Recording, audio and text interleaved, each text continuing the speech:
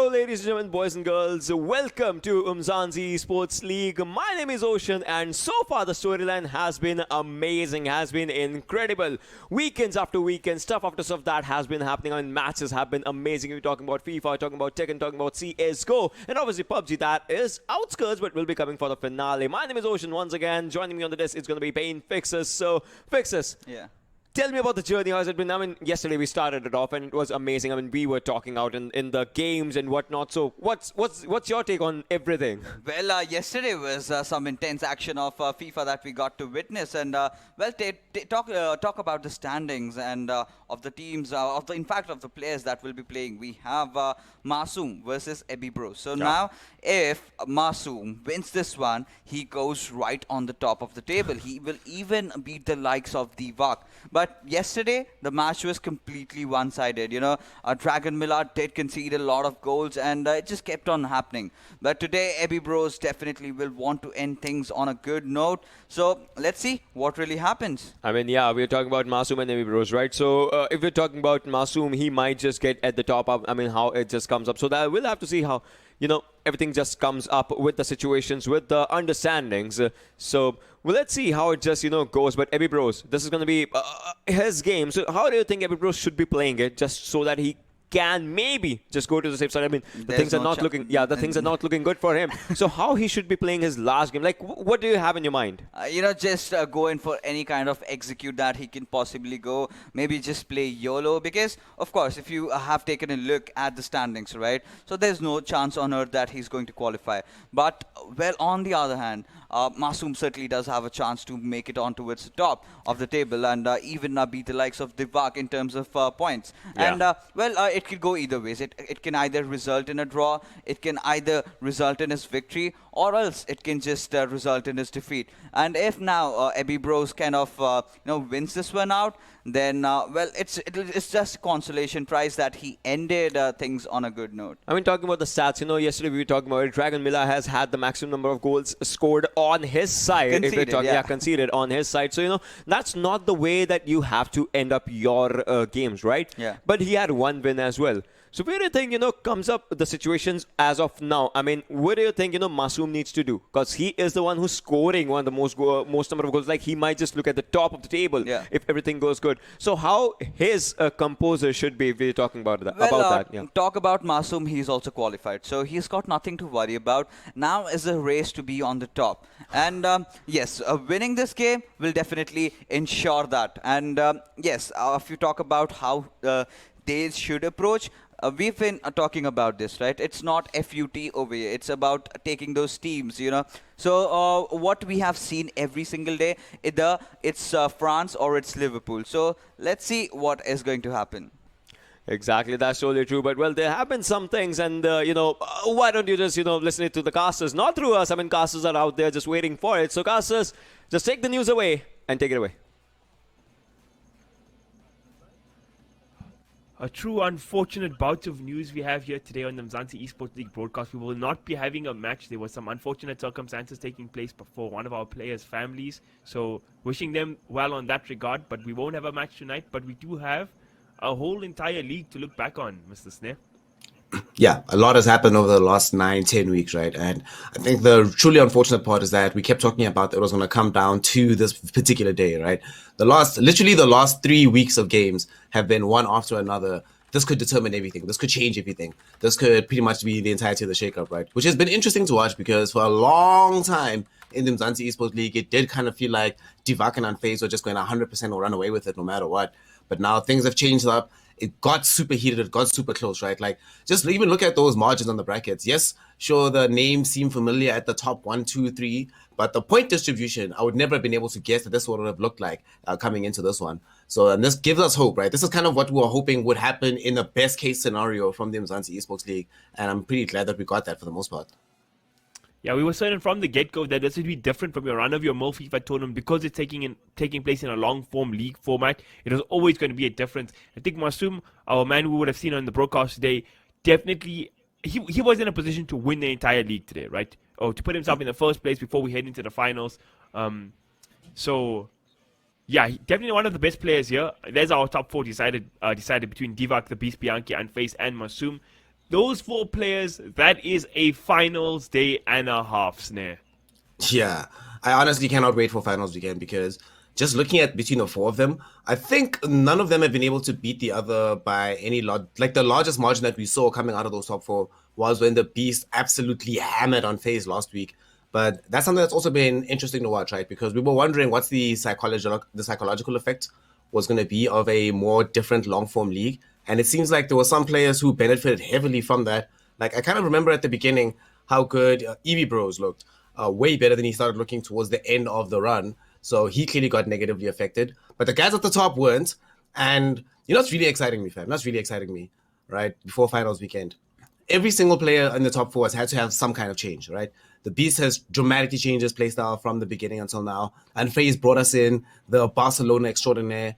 And, you know, Masoom and Divak did stay a little bit more stable and solid in terms of how they would play overall. But now that we're going back into a more traditional style of format, right? Because it's going to be over the course of 1-2 days instead of over 9 weeks. Do you think that's going to be them reverting back to their normal states, or are we going to see a continuation of the meta they've developed until now? Yeah, I think that we're going into the sort of playoffs kind of format. It disadvantages the 2 BVD boys, Masoom and Divak, because I think, like you said, they've been the 2 consistent players for this tournament. I never looked at a Masoom game and felt like this guy is not bringing his best. He played at a phenomenal level throughout the tournament. Divak, I still feel, should have been the overwhelming number 1 position player in this tournament. He just had a couple of unlucky games, conceded goals at weird points that cost him more points than he should have. But at the end of the day, this top 4, that finals is going to be so damn competitive. Sure, we could say Julio could be the favorite. Sure, we could say Divak, he's the favorite because he's going to be number 1 in the log. But at the end of the day, any of those 4 players can win this league. And that's the beauty of FIFA right there. Yeah, it can come down to literally how you're going to be performing on the day, right? And something that you were also mentioning about like the consistency of both Divak and Masoom. One thing that I also started noticing is that Masoom in particular, right, pretty much never even deviated with his tactics. Like, let alone, obviously, we're not going to have a team switch, right? But even his tactical decisions in the game stayed solid and stayed consistent, right? And today, obviously, we won't be able to get to see him in action, sadly, so we won't get to see him maybe attain the number 1 spot.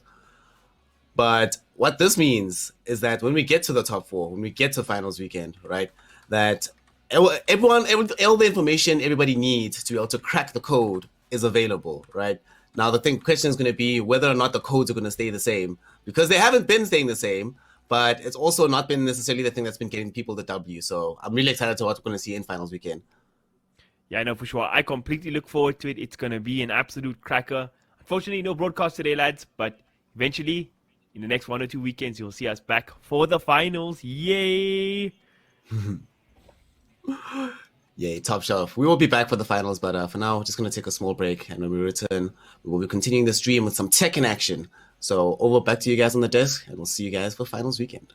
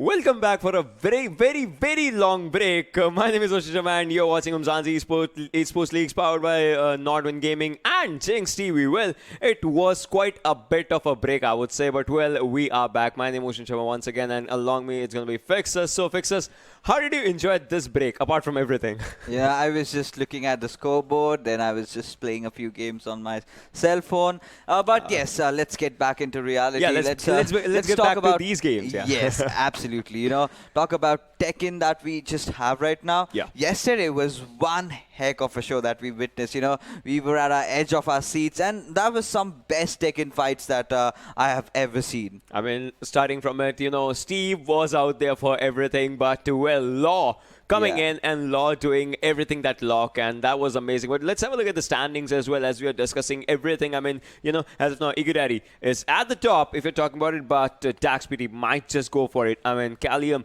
these two players, they might just go for it today. Yeah, of course. You know, I think it's more of a battle of the second spot. If Callym Beukes really defeats DaXpt, then he climbs up on the second spot. And well, we have to see what really happens. But you know, talk about today's matchup. There you go, Callym Beukes and DaXpt. Both of these players are amazing. Second and the third position are having one equal number of games. Yeah, I mean, second and third might just have a swap today if it happens, or it might just, you know, stay same or something. We'll have to see in the game what happens. But well, before we just head on, what are your speculations? Like, pick a player. Well, let's go with DaXpt. All right, so this guy picks up DaXpt. Let's see what happens as Casters will be out there to get you through all the action. So Casters, just take it away. Hey, and welcome back. It is time for some good-ass Tekken. I'm your host, Mr. Chocolates, and coming in with me, coming in super fast, it's the man himself. I'm here for some Callym. I'm Gas Masky. Oh, come on, don't die on me now. We just started. Okay, so I'm your host, Mr. Gas Masky, the thickest. And with me tonight is the thickest giggers, the one who takes my heart, my little waifu, Mr. Chocolates. Oh, my man. How you doing tonight? Bro, I'm good. We're about to see some good-ass Tekken. We're going to see some backdashing like you showed us just now. We're going to see, hopefully we're going to see some giggers. We're going to see what's up. What do you think about the players tonight? Oh, dude, I'm always excited to see Death Note in action. Hell this yeah. man's written he's written Dax's name down in his book. Oh, yeah. But then again, Dax has answers for most players, so I feel like it's going to be a hard matchup for Callym to try and take. Because, yeah, Dax is just an animal at the moment. That's the thing, dude. This is literally the immovable object versus an unstoppable force. We have someone who plays in one of the most defensive styles that we've seen so far. The literal movement king, Callym Beukes, is going up against one of the most methodical players that we've ever seen in the league till now, DaXpt. So we're gonna have to see how this goes. Dax definitely being very aggressive in using Gigas, one of the most how can I put this? One of the I wouldn't even say underrated. Not underrated. Don't say underrated. Definitely I was gonna say. One of the least played characters due to most people thinking that he is extremely weak. Not that he is. I feel like that he just doesn't have the best tools. However, you're starting with Jin. Starting off with Jin. I'm guessing the social distancing kick is going to come into action tonight. Obviously, because we've only seen Callym play with Eddie. Eddie being someone who uses the relaxed stance a lot, and the problem is every time he goes into that stance, danger follows. So you'd have to get him out of the stance quickly. Do you think can the social distancing kick social distance him out of his relaxing position? Yeah, I won't even lie. That word kind of takes all the air out of my breath, bro. It's like I wouldn't even, just saying social distancing. I'm like out of words for the next few sentences. Why do you think? But I think it can do enough work. What do you think I said it so fast, dude? Because you wanted to get another word in. It's gonna see. Oh, nice. Oh, there's it already. Starting it off. Off clean. Definitely. We definitely know that these two has done some work. Oh, we got some desync. Okay, got a desync down. Come back. That's no biggie. Yeah, beautiful faces. Yeah, dude, no biggie, no problem. Don't turn off the device. Okay. Yes, devices are being turned off so quickly. Back at it again. It's the boys. So They're probably playing the match. Hey, let's start with this. Good What's news up? of what happened last night. Season 4 got announced, and we got to see Season 4? some beautiful stuff. Well, not announced. We got to see more Oh. about season 4. They talked about season 4. Kunimitsu being revealed as the first DLC character for season 4. Definitely looking a lot like her Tag 2 counterpart. And I don't think, and also the most important thing is the netcode issues that they're going to be fixing. Definitely, we're gonna get a Wi-Fi indicator. So all you Wi-Fi boys, please watch out. And then yourself. dude, get yourself a LAN cable. And then obviously we also have the other characters all getting new moves. That's the thing. Everyone Yeah, getting we some spoke about this spicy before, ups. though. Yeah, definitely. The big one that came across was that their global fix to matches ending very quickly due to as we have seen in this tournament a lot. Single combos can end the entire end the runs. game. Yeah. So they've decided to up the health pool of all the characters to a certain degree. Not sure how much. We don't know. All we know they is made a that joke saying 200% though, didn't they? dude, I hope it's not 200%. It seems like every time we've gotten a new Tekken, they've added more health to the health pool so that we can get longer games with stronger pokes. But this, if you think about it, right, this kind of brings up a new meta. If you think about it, characters who usually are good at weighing you down using heavy pokes and pressure, characters like Steve, Eddie, Even like definitely, Geese Howard as well. Yeah. yes, definitely will get a bit of a nerf due to this.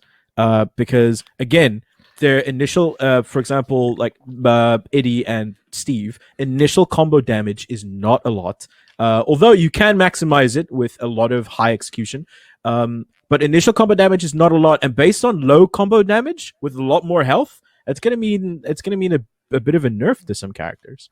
Yeah, and also I think it'll why- be more entertaining to watch though, to be honest. Oh yeah. Like it's cool to see Touch of Death, but like Tekken isn't Yeah. a game of TODs, to be honest. Definitely, I agree. Yeah. So I think that how I think we should be able to see some stuff come out soon. I'm hoping like end of the month. That's what I'm Yeah. hoping. Like It'll end be of the quite month cool we get 'cause to see some stuff. Season 2 of Umzansi is going to be season 4 of Tekken, so we're going to have some new moves, some new matchups. Hype. It's going to be all new moves, to us as well. New Like, matchups, dude. Nerfs, and all round buffs to everyone. We're gonna see some new stuff coming at you from everyone. Everyone's gonna have to get the notebooks out, and you're gonna have to get back to the drawing board, dude. Because this is how Tekken works. It's a learning game. super random though. Didn't Sidonia pick up Gunryu and then he changed his Twitter profile picture to Gunryu? It's like, Yeah, I'm a dude, I Gunryu remember. main. I was Week following him, dude. I was stealing all the tech, bro. Yeah, one I week still- later, I man's not still even go on on the his- man anymore. Bro, I still go on his Twitter and look at some tech from time to time, dude. Yeah, I Definitely- miss him playing a thick boy. Like it was always cool to see it. Definitely, I feel like Callym is definitely one of the more informative players to come forward in the league today. He has a lot of innate skill, and obviously, high intelligence, and is able to break down things in a way that is very easy for others to understand. I'm sure that's why he is a part of the team that he is, doing a lot of good work. But hey, you can't just knock down a guy like Dax, bro. That's what I was gonna say. If Dax played Geese Howard or Akuma, I think Callym might be in a bit of a trouble situation, not being able Dang, to bro. sidestep out of Definitely. a fireball. Definitely. But hey, here we go again. Let's hope for no desyncs this time. Ah, All right. Oh, okay. So I'm calling it now. This is That's a this bad game. random. That's, That is a bad random. I thought they would have chosen the same stage, wouldn't they? Makes sense. But it's fine. Whatever. We in it. I feel like We're in it to win it. I feel like going random is the most fair thing they could do. Round one. Oh, I love this Jin outfit so much. Oh yeah, dude. Looks so Very sick. JoJo's. And he also has a "Ooh-doo-doo-doo-doo-doo." Exactly, dude. Oh, look at this spacing. Already, what- dude. Callum's showing Dax what type of matches is going to be. And Dax is showing him, he's like, you have to come to me, I've got the life lead. Yeah, bro. You can backdash as much as you want, I ain't gonna go in. Well, he's Definitely, going in. that's the thing. Dax just showing them that he also almost got tripped up for the launch. Oh, he was out of range though, for the Yeah. trip. Didn't use the backsway to try and launch. No, full launch by Nice Callym. punish. That punish on the throw there. Oh yeah. Oh, did he cancel it? Ooh, that cancel into the delay. My man walking away with the first round. Callym looking strong as ever. That was clean, dude. That was a Oh, super yeah. clean start. Looks Dax is going to be that man who's social going to be throwing out hull sweeps. Just watch this. Never mind. Oh, big launch. Oh, it doesn't finish the combo though. Off axis or just? No, I think it was. I think it may have been a little off axis. Maybe I'm assuming he maybe didn't expect it to happen. Usually is a thing. Oh, tried to use the back sway with the basic properties. I was unable to get out. got kicked on the toe there. Ooh, Oh, big launch. It's a lot of damage. Where are we going?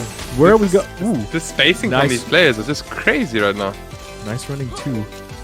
It's got the life lead, doesn't need to go in, but it's got rage drive ready.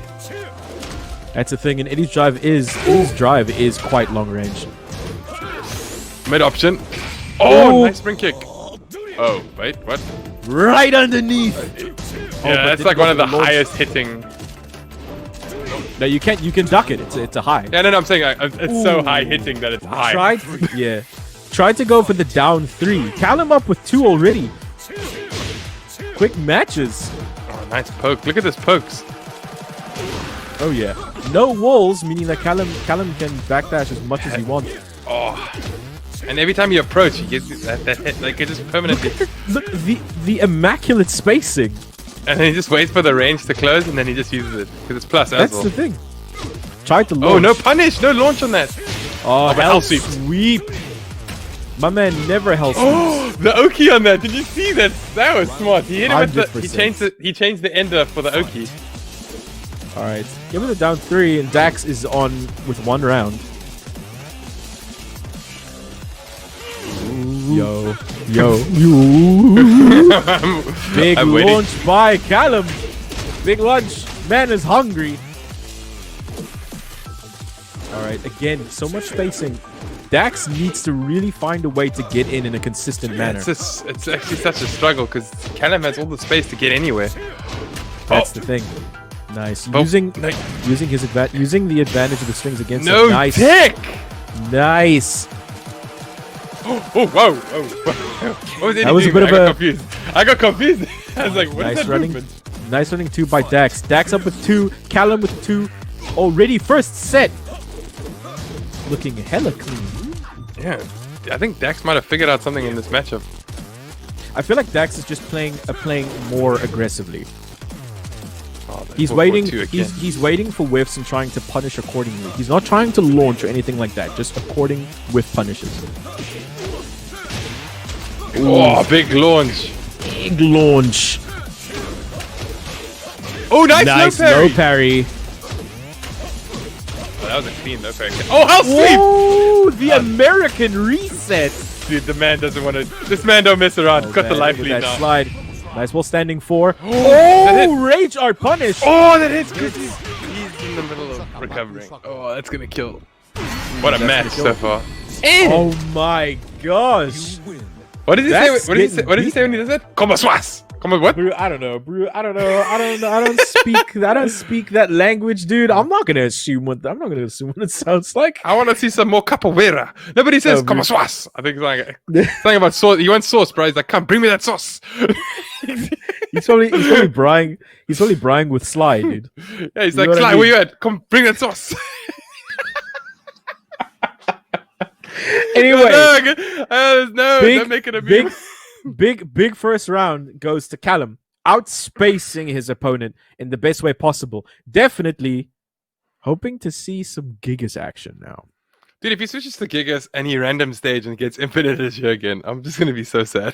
That's the. I think. Knock wood. I'm knocking wood think, already for that. I think that's the big thing right now. Callym definitely has some, if not the best or cleanest movement that we've seen in our competitive scene so far. Right. So on an infinite stage, my man's almost untouchable.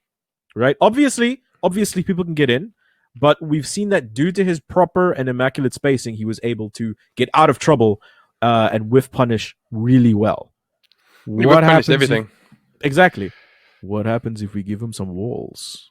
Right? Yeah, and this is exactly what I thought. You just change stage, you keep everything clean, you don't mess around. Smart. Because here's the problem, right? And this is the problem with Gigas. If you know Gigas, if you know enough of Gigas, he's a bit of a pushover. So if Callym was smart and went and did work to train with Gigas, then he probably knows how to counter a lot of Gigas' options. Ooh, nice block on the house sweep already. Definitely. I feel like Dax was a bit eager on that hell sweep. Yeah, man starts around with a house sweep already. That's when you know you're ready. Oh yeah, unable to fully. Look at this backdash. What is that? Like a desync backdash? That's what it looks like. The man is like, bruh, I'm backdashing as fast as you can run right now. Might as well standing 4, trying to get the social distancing kick on backwards wake up. Oh, no wall bounce though. Yeah, it's a nice weird step. axis. Whoa, that's tracking. Tracked? Damn. Oh, caught him out of the blue stuff. Yeah, dude, stuff the RD. Check, he's still trying to throw that little late kick at the end. Like, bro, late kick a man while you're down. You know what I mean? Just like what he did now. Oh, can't hit again. Alright. We have a quick desync there. No problem. Hey, look at it. See, even when you desync, Sidonia's still going backwards, bro. Oh yeah. He always goes backward. Never forward. Always back. Always back. Oh, he went forward. Yeah, don't turn off the device. All right. These players are so excited about it. Do you think we're going to be seeing a full reset of that round? That should be the case. I think it'd be fair. Yeah. It's whenever we're done with one of those, it's a full reset. Mm-hmm. No one gets any lucky things. No one gets extra rounds. We do it clean. Things, hey? No we lucky keep it clean. Things. Keep it clean. And keep full it simple. Reset. Keep it simple. Keep it clean. Keep it sanitized. We're not out of my mouth. Hey, bro, dude, just give me those words. Thank you. That's mine now. Taking away a man's catchphrase. That's all man has, bro. That's the thing. Hey, I won't even lie. My catchphrase is gonna change soon. I need to make a new one. I need to make a new one. Catchphrases are important these days. I feel you. Do you think that the idea that Dax had would work? I want to say the walls were working, but at the same time, Sidonia still made that stage seem like an infinite. Like, I don't know how to explain it. Like, he's getting angles where you could still backdash for like the whole stage. I feel like that is the epitome of or the apex of map. What is the word? I had awareness. Yes, that was the one. Dude. That was the one. Dude, we're in sync. The word just popped up in my head, and I was like, I got you. We're in sync, dude. I almost said Backstreet Boys. I was about to say bye bye, but I was like, no, stop myself. Don't want to start breaking out into dance right now. So what we were getting to is like that is the apex of map awareness, right? My man was already using the stage in a way that worked for him in the best way possible. So definitely that's what Dax was also trying to do. I feel like that round could have gone either way, but we'll have to see once we get the reset in, and we'll have to see how they roll and how they. I don't think Jin's an issue. Like, I think Jin's a good pick against Eddie, but like, I just know that a lot of answers are denied by Relax, so he has to do a lot more mids. So it's more the game plan becomes more. You have to wait for Eddie to relax. Once he does, you try and hit him or something to get him out of it. Yeah, try and pick him up. Yeah. The problem is I don't know if you can ever make an Eddie player scared to go into Relax. Oh, that's the thing. The way to do that is picking Eddie yourself, and then you make him scared. I don't know, dude. Like, Relax is too good of a stance to just be scared of a wayward low to hit you. You know what I mean? No, but I'm saying like there are moves that can launch from Relax, can't they? Yeah, some, but I mean, it depends on which characters you pick. Bob's weird jabs that pick you up off the ground for some reason can pick you out of Relax and you can combo off it. No, I'm talking from like knowledge here. Experience. I don't play either of those characters, but I watched it. yeah, no, that's what I'm saying. So like, this is definitely a case where you have to use your moo, right? You have to use your matchup knowledge here. Yeah, bro. You have to use your matchup knowledge. Is that the new, like, we have Facebook inputs and we have moo? The MU, dude. We have to use the MU, bro. Facebook inputs also, like, I realize is wrong, dude. You can't call it Facebook inputs anymore. What must we call it? Because it's back forward most of the time. It's Facebook. Bookface. We have Bookface. We have Bookface inputs. bruh. Oh man. So far, Callym does have one. What do you think? What do you think might happen in the next match? Do you feel like Dax can make a comeback? I think so. Like, I feel like he's the kind of player that plays better from behind. Like, it's kind of a crazy thing to say, but the man loves pressure. So if you put him under any pressure, he's like becomes one with who he wants to be in those situations. So if it's kind of hard to say though, because like obviously he's locked into Jin now. He has no choice about it. But at the same time, he doesn't. If he wins, he's obviously going to be taking the #1 spot because he beat Iggy in the previous match. Like Iggy and him versus each other, he beat Iggy, so he's ahead. But is the #1 seed worth going against T4 Madoc, my boy? Yo, bro. The tackles, they're coming, bro. That's what I'm saying, man. Like the #1 seeds, like it's dangerous because like Madoc is taken, like he's sitting there chilling, waiting to see who he's going to be versing. Because like no matter what happens, showing his teeth, dude, showing his teeth, readying up. But the thing is, again, Callym is the man, dude. He can backdash out of any problems. But he backdashes forward. That's the thing. Dude, that's when things go wrong. Like when I don't understand what's going on. No. When Callym dashes at you, it's like, whoa. Yo, bro, you've done change your personality. You've done something, bro. Then something's up. Anyway, back in with the match. Same stage. Should be same stage. Same stage. Cool. Same outfits. Let's hope for the back best. Back at it again. I don't think we need same outfits. Yeah, I was gonna say, I don't think we actually. Yeah, we don't need same outfits. Outfits is fine. This is back the same at match. it again. We never missed Callym anything. has won. Dax is on 0. Dax needs to make some sort of adjustment. I got you. Don't worry. Dude, I was gonna say. You're trying to think of a different adjective. Bro, I've got my thesaurus out here, dude. I was gonna use different words, bro. I know. You have another word for adjustment. Change. Oh, that's it. You have to go. All right, Callym. Like I said, Callym up with 1. Already got hit by that axe, bro. That axe kick is just so pretty. Imagine getting hit by one. Oh, tries to go for that launch. Yeah, uses down 3 to stop the relax. I'm sure that if Dax realizes that down 1 could be a good answer for relax as well. Possibly. Oh, he's literally just stopping him from relax with down 4 every single. That's a good answer for that. It's a good, like, the low is a good answer, dude. Look at this. Is it a decent? Bro. Like, you know what I mean? Like some next level play. Okay. No. All right. Isn't it? Yeah, I think. It's a. It's a decent issue. All right.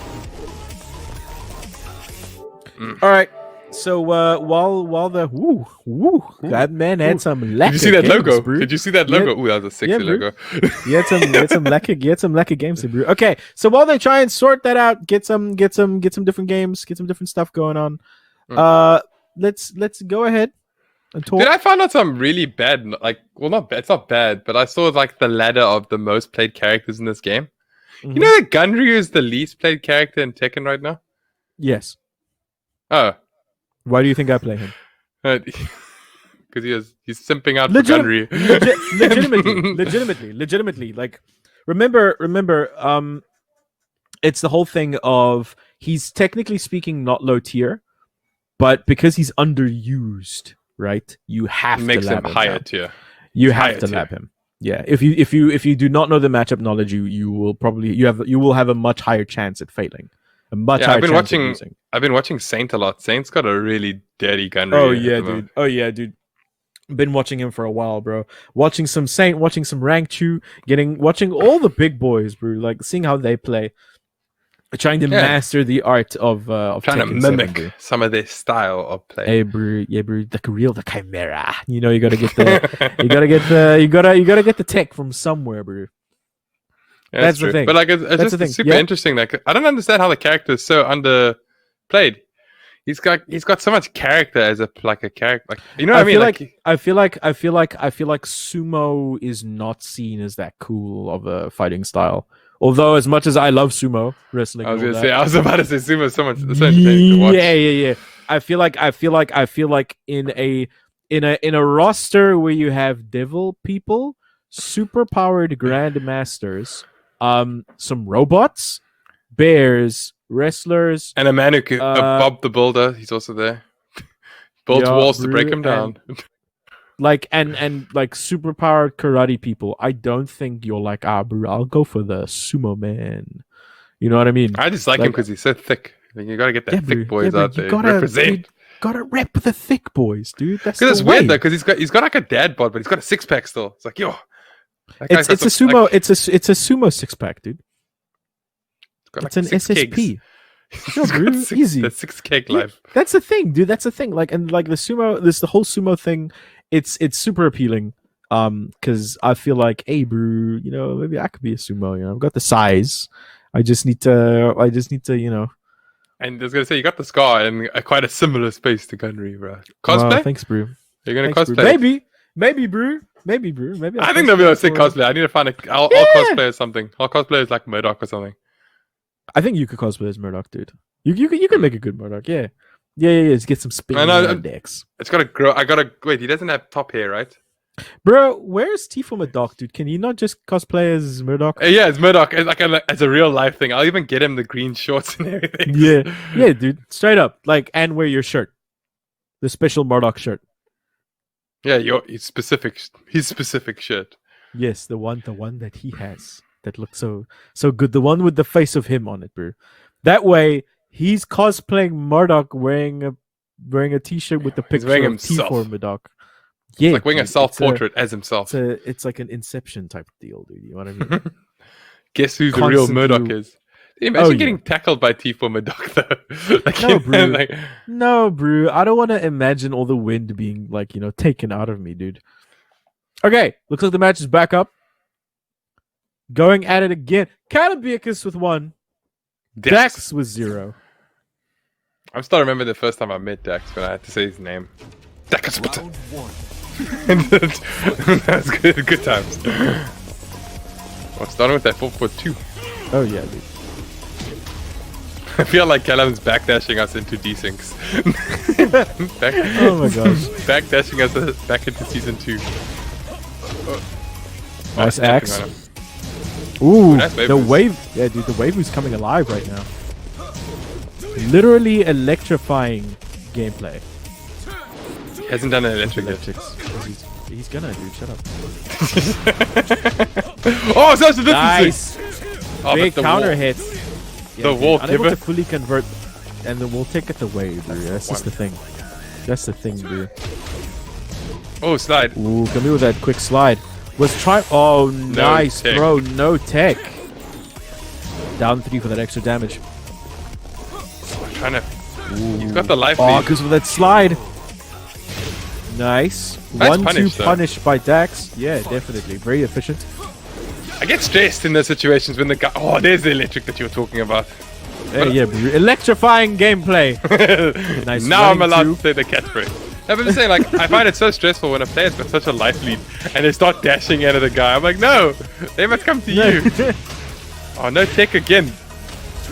Again, no tech. Down 3 for that extra little guaranteed damage. Nice tech. Now he's gonna switch the throw up. Dude, it's so Ooh, those Zen cancels, bro. I'm getting so stressed. Dude, like, about I don't this. know where he's going, bro. Oh, there it Zen is. cancels. Oh, he still gets the. Oh, I told you, this is the under throw. Oh, but the big This launch. is dead, right? This should be. Oh, he didn't rage. No, didn't rage, dude. Oh, there's. With that drive. Yeah, chilling and Drove relaxed him. right there. Yeah, bro. That's the thing. That's the mix, bro. Even if you block, he still gets free transitioning into relax. It's like, oh no. Oh, big huge launch. Bruh, Dax is really trying to find a way in, but Beukes surgically implanting him into the sky. That's just the thing, bro. Pinpoint Look at this! accuracy. Look at this movement! I'm telling you, he's making Oh, this bro. map like Infinite Azure. That's the thing, dude. That's as long as he has space to dash, Beukes has the upper hand. Dax enraged while standing Oh. 4 ends it. Beukes up with 2. This could Is he gonna be take set it? points. Nice down jab. Down 3. All these Zen cancels, bro. Picking out the shins again. Oh, nice social distancing kick. Ooh. Again, these lows. Dashing forward twos. That range on that move is so far, and he's getting out of it somehow. Yeah, dude. Oh, there we Down go. forward one, taking the round. The powerful pokes by Dax. 2-2. This could be a set for Dax tying it up, or this could be tournament point. Tournament point. Excuse me. Set point. Oh, hell sweep! Nice hell sweep. Oh, there's what I'm talking about. The down one. Oh my gosh. The big, like the aggressive dashes. Dude, look at this wall pressure. 4-4-2. Oh, where you going? Where are you going? Oh my There's walls gosh. here. Okay, Infinite Dax is here. Here using- it comes. Dax using his like heavy aggressiveness, just stopping any type of momentum that he had, push him against the wall, and that's where his problems come in. So what I was I feel like- saying now, yeah, I was gonna say like I didn't like the map choice. Mhm. I feel like if you want to beat a player like Callym, you either have to choose something that we love so much, Jungle Outpost, because best stage in game, or you pick like a hexagon stage because then it's harder for him to get out of corners, and the stage is a lot more compact for him to not escape anything. The problem is that square stages have better corners to lock people in. Yeah, You no, have because then less, combos are a lot but easier to do. Yeah, of course. But then he chose a rectangle stage. That's what I'm saying. Square and rectangle stages have less corners, but it's harder corners to get out of. That's the thing. Yeah, that's if you get him into the super corner, like the corner of corners, not like The back against the wall is pretty safe. That's what I'm saying. Like, super corner. hey, I'm describing shapes right now. I'm saying like, let's pick a hexagon stage. Nice, picked as Infinite Azure 2. I feel like it's a Electric lot. Boogaloo. I feel like this is like a lottery, to be honest. If What? the man gets Infinite Azure on the first one, he's most likely to take the set because he gets like the first set free. The thing is, Callym definitely thrives on a stage with no walls. With his movement prowess, it's very hard to get to him. Callym playing super down aggressive. one. Down Nice one is such a guarantee. nice Good parry. parry on the slide. Both these Oh, players. he reset! Oh my gosh, bro! American resets, bro. Trying to use Zen 4 for counter hit. Oh, it ducks the throw and punishes properly. Very nice. Gets that big combo damage. Oh, is that with guaranteed? Or is it because he wasn't getting up? I don't know. Ooh, that's what I'm saying, bro. It looks hype. Oh, Nice down Eddie forward got, again. Eddie got his shins, so like probably super sore from a house sweep then. Oh yeah. Oh, social distancing. There it is. And with the cork. Oh, house sweep. There it is, bro. There it is. Using the backwards. Oh, nice Good block on the punish. house sweep. My man is awake, returning the favor. Oh, the Going, cancel to relax into bro. full combo. Both of these players using these sexy American resets right now.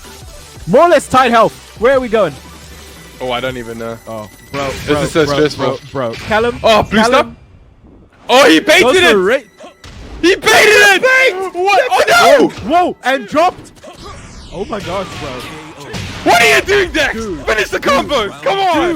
Dude. This is so stressful. Bruh. Why? Debate into parry. Brilliant play by Dax. Into whiffing his own combo ender. Damn. Oh my heart, bro. Yeah, dude. Nice drop for throw a by moment. Dax. Bro, no. This is round 2. Come on, get back into the game. I'm in. Get your hit back in, dog. Yo, I can't get out of this hole that I've dug. There's so much spacing going on right now. Nice Dude, they low, give me, I was gonna say the spacing is making me think about what happened in that previous round. bro. Oh, Callym, nice. No tech on that throw. Callym is not feeling those throws, dude. Unable. He hasn't teched like a single one. No, he has. He's tech. Oh, Ooh, with the big windmill kick. Dax up with 2 for set point. Callym needs to get one more in order to equalize to get into double Luigi so that he can make it. Nice social distancing. It's a lot That's of such a damage. hard combo. Oh yeah. chooses the mid option out of Zen. Oh yeah. Oh, no tech. The throw, I think Dax no figured it out. tech. He figured it out. He's not taking throws. Ooh, try for the new extension. Yeah, the huge launch. Like, get away from that. 'Cause it's got a good push. It's got good pushback, doesn't it? Oh, I think so. Oh, he figured it no- out. No tech. Down the throw and the four. down. Oh, back to you. My gosh, and Dax taking it. Okay, Dax, I understand that you're the people's champ, but my man, finish a combo, because if you lost because of that, yo, my heart, bro. So wait, Dax versus Tipo Oh my Madoc now, gosh. right? In terms of seeding. I think so. I think so. GG's to our players tonight. GG's to Dax for winning. GG's to Callym for coming and participating in the match. Big men, both of them. Amazing players. We like sad about the desyncs, but like we were good. Anything else from you guys, Mask? Nah, man, that was great matches. Both players played extremely well. Both players in the top 4. We get to see more of them. But yeah, time to say stay safe and stay sanitized. And how about you, Mr. Chocolates? Just same thing. Have a good evening and good night. Back to the desk. I mean, the guys actually said there are things you need to stay safe, you need to stay away from those chaos that actually happened in this one. But what is your take on the match? I mean, the way it was being played. I mean, just have a look at this. DaXpt gets 2 and 1 for Callym, but still, those 2 rounds, the deciding ones, those were amazing. Yeah, absolutely. You know, talk about the spacing between the players. That was bang on perfect. Callym really started off well with Eddie, you know, constantly finding all those combos and really executing that to perfection. But after that, DaXpt really woke up to his senses, and he started off with those simple combos. He tried to capitalize on his Callym's weakness, and that's where he just went in. And talk about the standings. Well, we find him equal, still holding on to the second position. No changes whatsoever. But still, the points out there are equivalent to Ikidari 1 if you're talking about it. And 15 for Callym, he's out there on the third. But well, so far it has been amazing, you know, watching the matches that happen. I mean, talk about it. DaXpt and Callym, both of them used their rage arts one by one. Both of them were actually, you know, cancelled by one another. But yeah, so this is one thing about DaXpt I actually liked. He was really using his punches in a combination way, like the way he was actually, you know, combining his punches. Exactly. Yeah, exactly. Those things were coming up pretty amazing. Like, do you have a take on that? We have seen a different version of him, and today it was a new version coming with Chin, and he played really amazing. Well, amazing is a word, but then it's going to be an amazing game coming lined up for Counter-Strike on the other side of the break. So see you guys on the other side right after a really short break.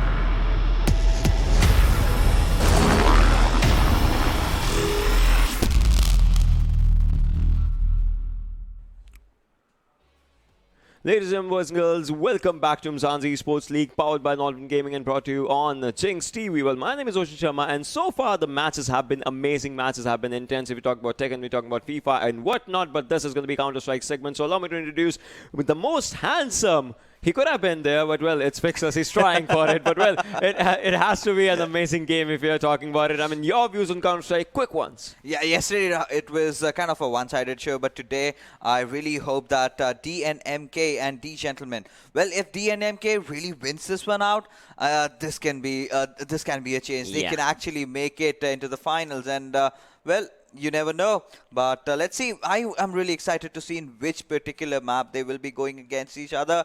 And well, it's Mirage, kind of a very decent map. And we haven't seen much of Mirage lately, but today I am really excited about it. You're excited. I'm excited. I know our fans out there will be excited to see their favorite teams just, go on with the segments and with everything. So, guys, let's just get into the casters to get the game ready. Casters, it's your turn.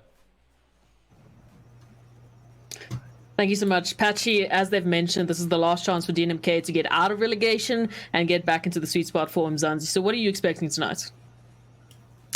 Yeah, I mean, honestly, I'm expecting DNMK to put up the best show possible. And we saw them yesterday. They were doing some really, really good work. And of course, unfortunately, on the other side of things, it didn't go so well for White Rabbit. But DNMK, they did step it up. They did show us a really good game. And that's what I'm expecting to see here. Obviously, like you said, DNMK, it's down to the wire for them. They need to put the rounds on the board. And they showed us that they definitely can do it. I mean, it's not out of the ballpark here.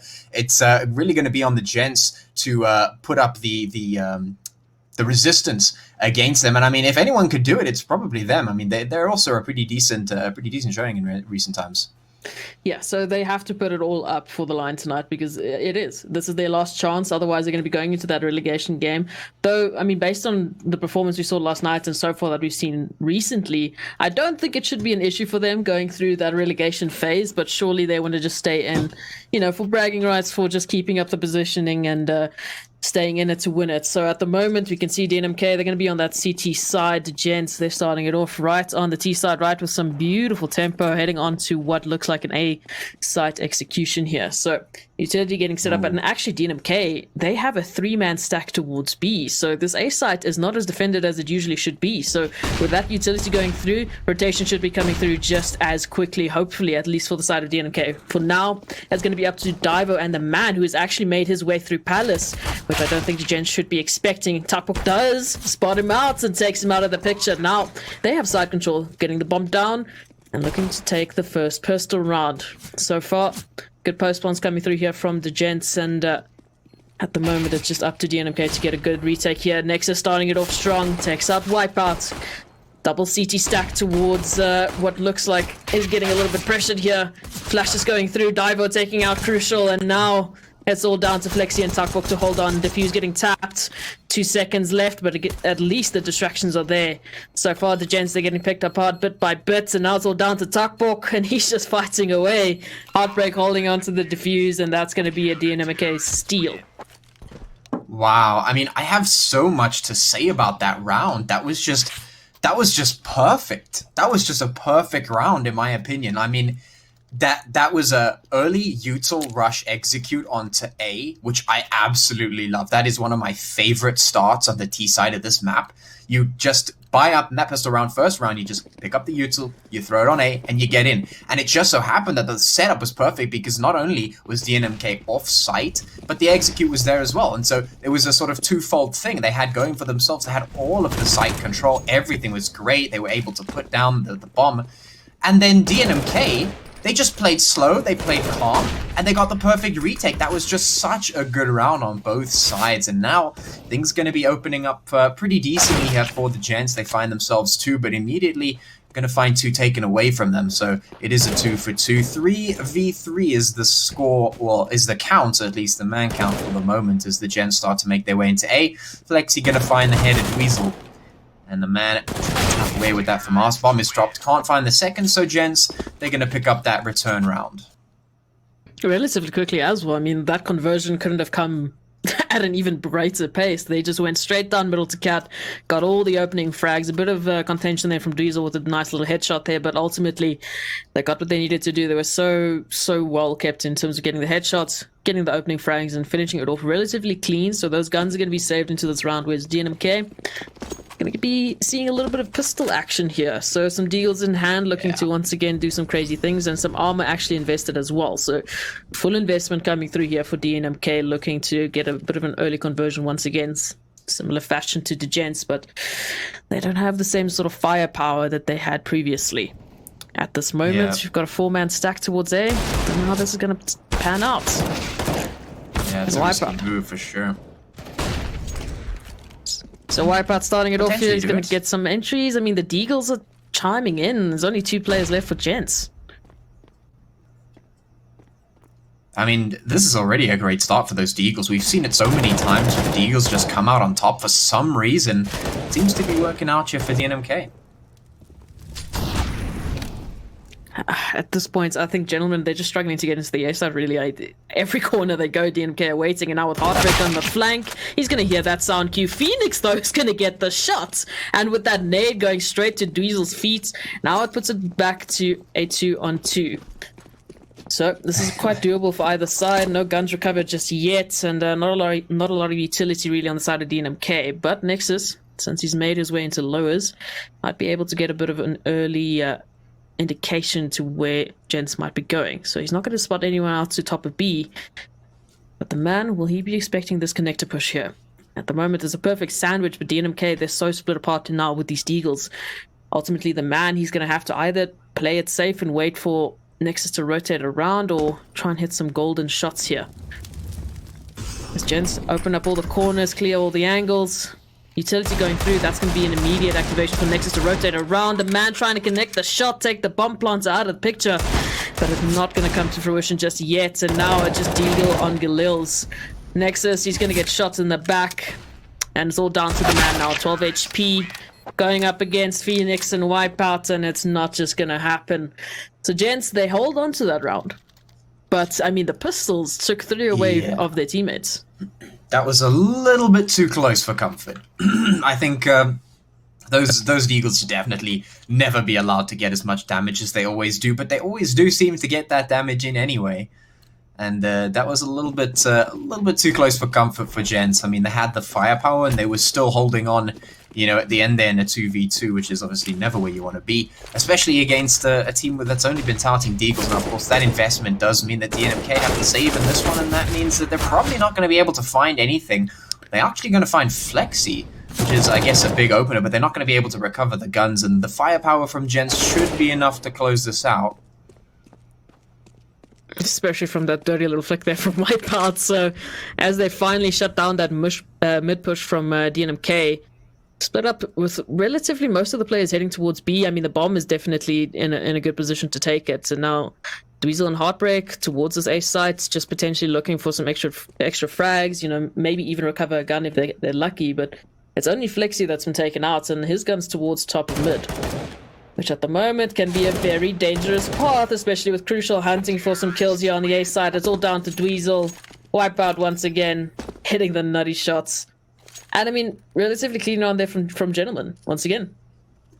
Yeah, and well, they're able to pick themselves up that 2-round lead, which is pretty nice for them. You're going to have the AKs, got the M4s as well, so the rifles there in their hand, not a problem. Galil for Flexi, but it shouldn't be too much of an issue. M4s on the side of DNMK. Of course, this will be that nice buy around for them, so hopefully they're going to be able to find something. I mean, this could still swing either way. It has just been one swing of the flow of CS, and oh, things are going to open up very quickly, actually. Heartbreak trying to get some pacing done. He goes down, and Nexus going to take out Phoenix in the meantime. Now Flexi takes down Nexus, so lots of shots going straight in to that midsection in the first couple of seconds of the round. Some very, very quick action from DNMK, and it doesn't really pay off. And I mean, it's the second time that they've done that, right? I mean, they did it to the USPs, and now Djentlemen, they're just waiting for it. Only the default's waiting for DNMK to aggress once again. So it's not working out this time around. Diver, though, with the timing, takes out Wipeout. He heard that bench jump there, and immediate response. So that at least puts it down to once again a 3v3. But they still have to find the openers on the site here. Yeah, got to find some way to get into the site. That timer is, of course, ticking down. The Gents have a little bit of a disadvantage when it comes to HP, so they're going to have to manage to find those heads quite quickly. And Tuckbook's got the M4, so it's a bit of an even battle for him. The rest of them really going to have to find the hits. Crucial. Also going to have to spot out because Devo looking in for one. He finds two. That's going to be devastating. Crucial not even going to get given the chance. He just gets taken down immediately. So maybe it did work out for them. Maybe the pacing is just what they needed, and then ultimately when they reset, they find the last couple of frags and shut it down relatively unscathed, I guess. They only lost 2 players there, but those 2 players, in fact, are going to have to go into this round with lesser firepower than they would have wanted. MP9 and Famas in hand for Heartbreak and Nexus. Still going up against these AKs. At least there's a Galil in the hands of Crucial, so relatively okay in terms of the firepower for them. And now going through this, DNMK once again just holding some defaults. Not this time, not going to be taking some early mid control just yet, at least not all the way up to top of mid. Trying to get close on Cat though, Nexus spotting it out, Wipeout. Getting a little bit scary there towards the A ramp side, but so far not a lot of damage done, especially not compared to the previous round. As I say that. Dweezil, Phoenix, down to 8 he HP. Missed that rotation there. Could have seen the player in connector, but he didn't. Now we're gonna have to wait and see where the Gents decides to go here, because they've been looking for control, but they haven't found it just yet. And now they've got a minute on the clock, and it looks like they're tending towards that B site, but it seems to be pretty well reinforced by DNMK. Heartbreak has been rotating back and forth there between mid and B. 55 seconds left on the clock. They got to find something here. It looks like a B split's the only option, really. I mean, 3 players going towards apps. They're trying to find these frags right early and quickly. Dweezil, he's boosted on sight. Only 8 HP, but Wipeout, he's flicking left, right, and center. They still have a check boost, and Dweezil's going to take 2. That immediately shuts down some pacing here from Djentlemen, but they still have all 3 players on sight to hold on to this round. 2v3 situation here now for DNMK. As Phoenix goes down to the Molotov, this makes it doable. Bomb's still not yet down for Djentlemen. Diver holding the cross is not going to hit the shot. Tuckbox was waiting for that. Now, this bomb goes down. It's all down to the man once again. Spots out 1, but where is the second? There we go. He takes out Crucial, looking for Tuckbox. Swings. The timing is crucial here. And Djentlemen, they steal away that 4th. I mean, that could have turned all sorts of sideways quickly. Holy moly. I mean, that was such a huge mistake from the Gents. Luckily, DNMK were able to sort of just take something back, but luckily for the Gents, it wasn't enough for them to finish the round, so the Gents were able to take that. That could have been really horrible for them. I mean, they didn't check that boost, and that would have been the end for them if they hadn't been able to get that immediate refrag, but they did. They found what they needed to find and managed to close out the round. And now it's just the MP9 in the hands of the man. Not going to be doing too much. Devo goes down. Really looking for scraps here is basically what DNMK is doing. Trying to find anything they can find, and it might be enough. The man finds 1. That's a free upgrade and potentially could donate the MP9, but the Gents have the control here towards A, so it's going to be a bit tough. He's going to have to find a lot of work. He's going to have to do a lot, especially with only 1 AK, only 1 rifle for DNMK, just mostly pistols. This Djentlemen take control of the A site. Once again, not checking corners, so Dweezil's going to get a free frag, looking for a second. 3v3 situation here. Bomb still not yet down, and now pressure once again placed upon the Djentlemen as it does go down. Just in the nick of time. Next is looking for that Deagle headshot. He's going to find it onto Flexi, the man peeking out right at the right time. Tuckbook all left in a 1v3 here, alone and afraid he gets taken out. So DNMK... just pistols. Just give them pistols, please. I feel like that's all that I keep saying. Just use pistols. Yeah, and this time, the Gents are punished for not checking their corners.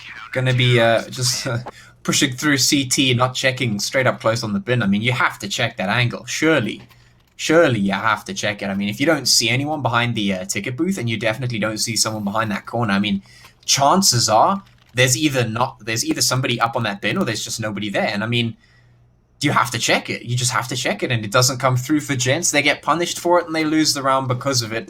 And of course, because the DNMK could find the shots that they needed. And like you say, I mean, just give them the pistols. They could still do all the work with it. Now it's them who've got the firepower instead of Gents. A lot of firepower indeed there from the man. He takes out Phoenix. And suddenly Wipeout down to 9 HP. I mean, they're just getting damage from left, right, and center. Topwood at least responds there with a kill onto the man, but still looking at a 4v2 here. Yeah, there's not much they can do really. I mean, they had the pistols, and unlike DNMK, they don't really have that advantage of being able to play around the site and use that control. They have to look for the aggression, and it's really difficult to do that. Deagles or not, it's just very, very difficult to find what you need to find. And now Dweezil spotted out the barrel. He's got the Galil. He's just going to be tapping away. Retreats. He knows he doesn't have to challenge even. Expends the util to just waste the time. And Flexi with a Deagle has to 1v4, and that's basically impossible at this stage. 57 seconds left, he's probably going to get taken down. There it is. He goes down, and scores equalized here for DNMK and the Gents. This is exactly what they need. I mean, from the side of the Gents, I mean, they're safe right now, right? They don't need to be worrying about relegation, whereas for DNMK, this is their last chance. Otherwise, they're going to have to go back to relegation, going to have to fight their way back up again. And, I mean, after all of the CS that they've been doing here and all of the work that they've been doing to get to this level once again, to show us that they really have the capability. And I mean, these are some amazing players here, and now they're finally starting to show up. I mean, to get pushed down to relegation is just not what you want. So for this now, pistols for Gents. Once again, going up against the firepower here from DNMK with actually a double AWP setup coming through.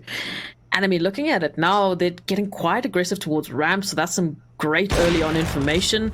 Dweezil, he's going to spot out at least 1 or 2 players there, so they should know what's up. B rotations coming through, because this is going to be a very fast B. Yeah. Well, at least it should be. Yeah, it's looking to be. I mean, they expended the util to try and push them off, and of course the Gents have to pick their fights very carefully because they are using the pistols once again.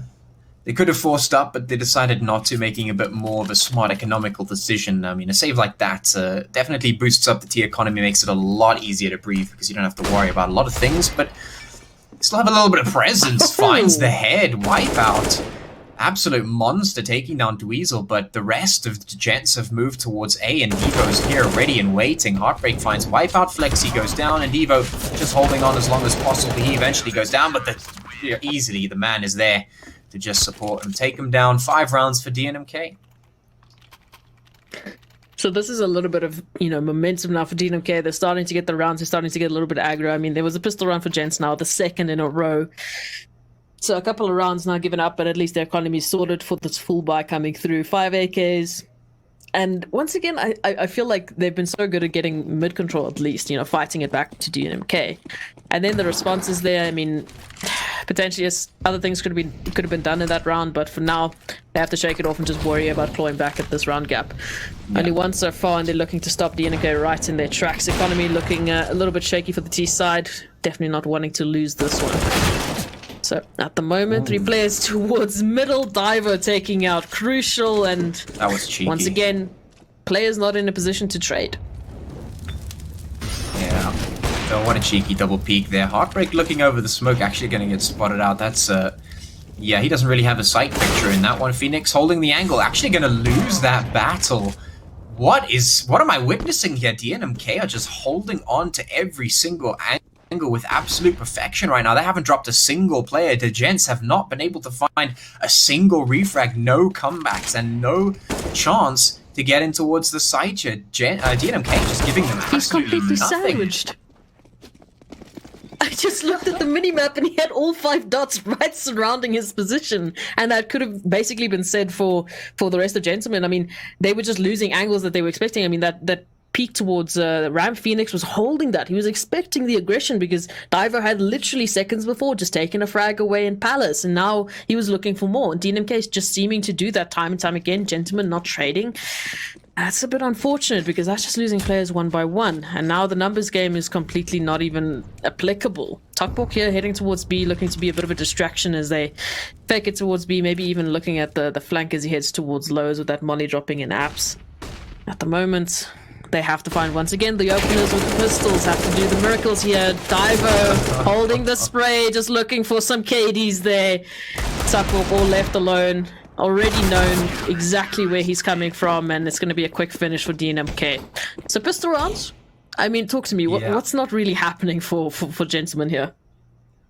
Well, I mean, the first thing that is happening is the fact that the Gents have just been on pistol rounds time and time again. But when they get onto the gun rounds, I mean, just like we saw in that previous one, somehow DNMK were just able to take everything away from them, and Gents were able to get nothing back. And I mean, usually, you know, if you're going to take a loss, you want to mitigate it as much as possible. I mean, even if you're going to get, you know, 2 players taken away from you, you want to at least get 1 back for it. You know, make sure you get the trade at some point. But they just haven't been able to find that right now, and they really have to make it work. Now they're charging into the B site to try and make it happen, and they can't even find the opener. Things falling apart for them again. They just have to find some way to get in towards the site, some way to stop this absolute aggression. They find Nexus, but is 1 enough to take site control? They have to find 2 more. There's the first. Heartbreak gonna find Phoenix though. Flexi goes down, and once again, DNMK just fully in control of the round.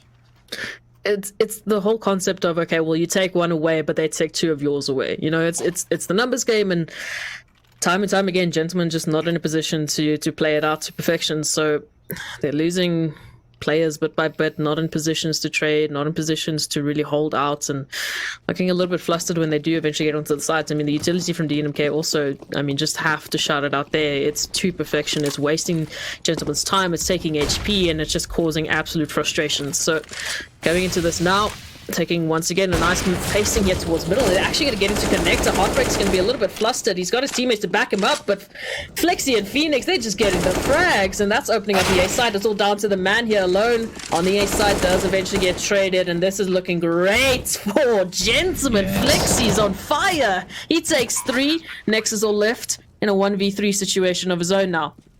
Spotted out 1. But where are the rest? As they fall back into their post blunts, Flexi actually managing to just jump around and have some fun at this point. I mean, Djentlemen, they're looking to have this on lockdown, but Nexus, he's finding frags. He takes down the second, does get shut down. So I was a little bit scared there towards the end, but at least, Djentlemen, they hold on to it. So that's the 5th round, looking for potentially, you know, getting another 2 here to take us into an 8-7. That would be a great prospect as we switch sides, but it just seems like pacing is the best option for Djentlemen.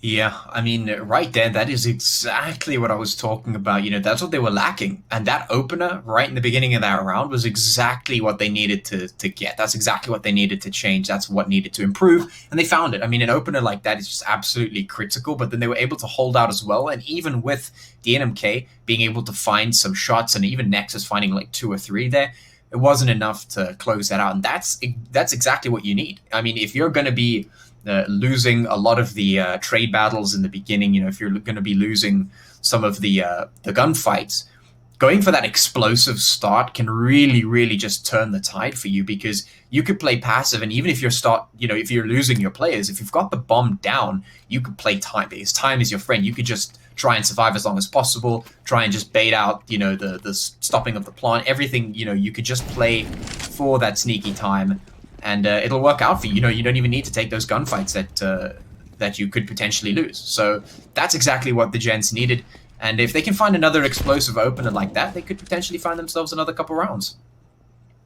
I mean, they definitely have the players with the capabilities, and looking at this now, they're getting a little bit stopped here towards ramp, so a lot of sound cues given away, ultimately ending in rotations from DNMK. Wipeout doing what Wipeout does best. He takes a frag there towards middle onto Nexus. Phoenix is going to take a page out of his book and get 2 of his own.